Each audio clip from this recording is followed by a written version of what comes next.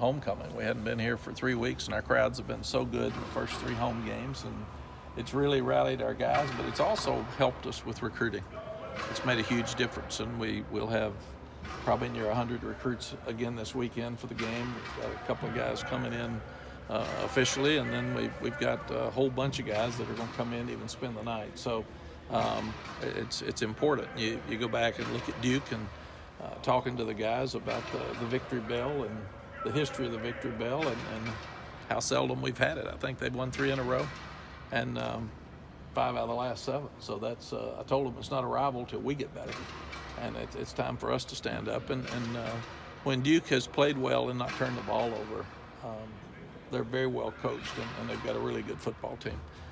There are a couple of problems with their losses have been turnovers, but they're good in the kicking game. They're very well coached, and they play hard. So, and since they have been the team to dominate this series lately, I'm sure they're excited about the game as well. So is that going to be the most important thing for some turnovers, creating turnovers? I think so. We've got to run the ball better. We didn't run the ball very well the second half, even though we threw it well at Virginia Tech, but you shouldn't run for 140-something yards the first half and 17 the second half, or 27, I think, what ended up. So we've got to be more balanced. We've got to do a better job up front. We're going to play Aduzu at left guard. He's taken Montelis's place right now, and it'll alternate in and out, but that's a change in the offensive line for this week, and we just got to step up and do a better job up front being physical.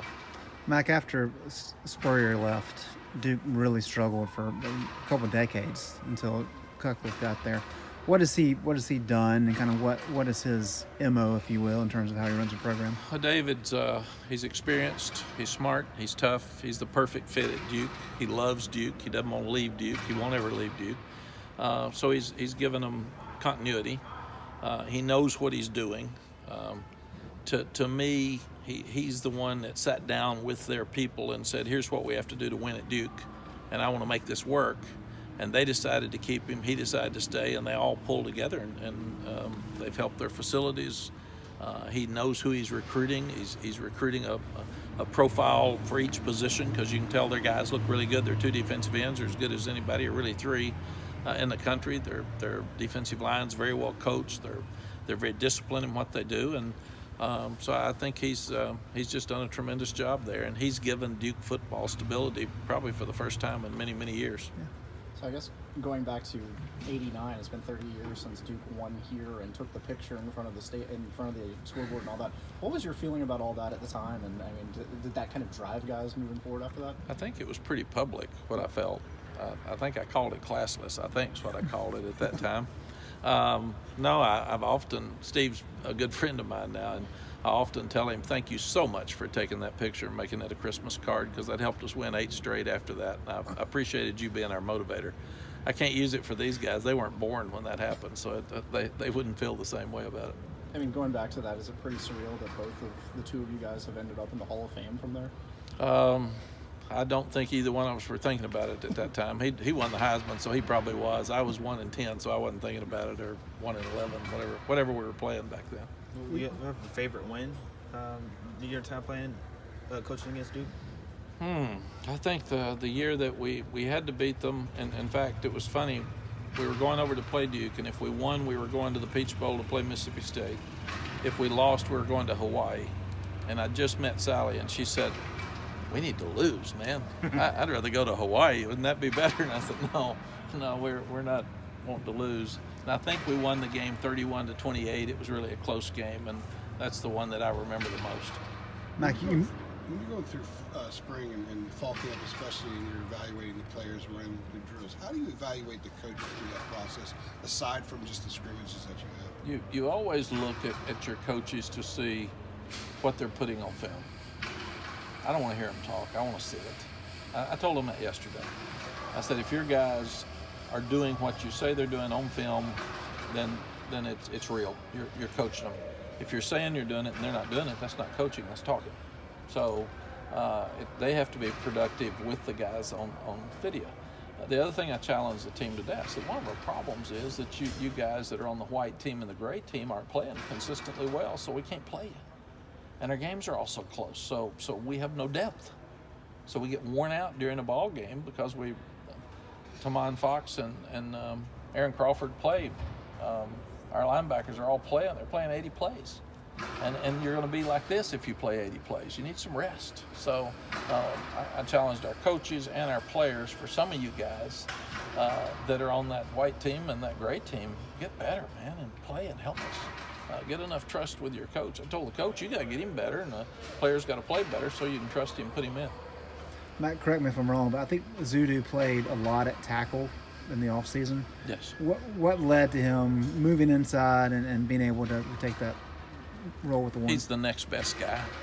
He would have been considered the 6th offensive lineman. And right now we don't have a legit backup center. I mean, we don't have anybody's played. Yeah. So when you look at that, he can't play center, but we felt like he's the next best guy to go to guard. Kind of like when we had Marcus McKeithen early in the season. We said, who are the best 5? And we thought he would be a better guard. He's a 3rd tackle, but he'd be the 1st guard. So that's what we're trying to do, is put the best guys on the field. And it's just been inconsistent. It's been up and down. He played well early, and then it's just been all over the place. So we've got to put Easy in there and let him have a chance. Are there any true freshmen or redshirt freshmen that are close to getting to a point where they can, get 20 to 20 plus snaps and become that guy after 6 weeks, 7 weeks of practice? Ross, I think the ones that are playing have played enough now that because they're on special teams that they're going to be beyond and go play.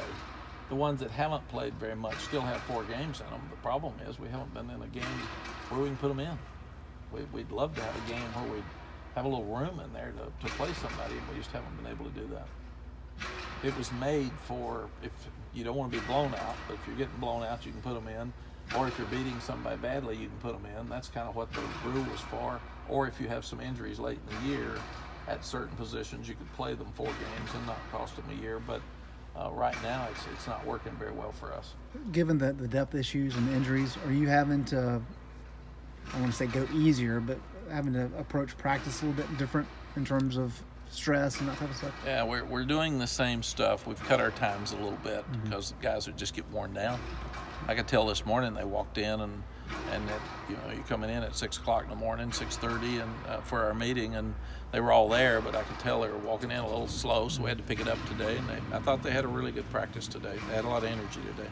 Had Zudu been getting kind of equal reps at tackle and guard up until the last week or so now that you've put him in a guard? Yes, and if we go back, we'd have to make a decision. Right now, Awesome Richards would probably be the right tackle, and Jordan would go to the left tackle if Charlie came back out. So we'd have to make a decision, and then Ed would be the guard some, and Easy could play tackle. So you just work with those guys to make all that formula work. How difficult? He was playing right tackle, now he's left guard. How difficult a transition is that for He was playing both. He was playing left tackle because Richards was playing right tackle. So he went to left tackle and has been over there, and he's played a lot of guard, so he's doing both. Okay, that's right. He was left tackle when Charlie was out. Yes. How has Jonathan Kim adapted to becoming a starter at 2 different positions? I think he's doing well. He made all the kicks today, and he kicked the ball deep in the end zone again yesterday and today. So far he's had a good week. How hands-on are you with special teams? I'm hands-on with everything. Okay. Just are you very closely, and I'm in every special teams meeting. Okay. Talk about personnel at all times, and so yes. It's just like the fake punt, like I said.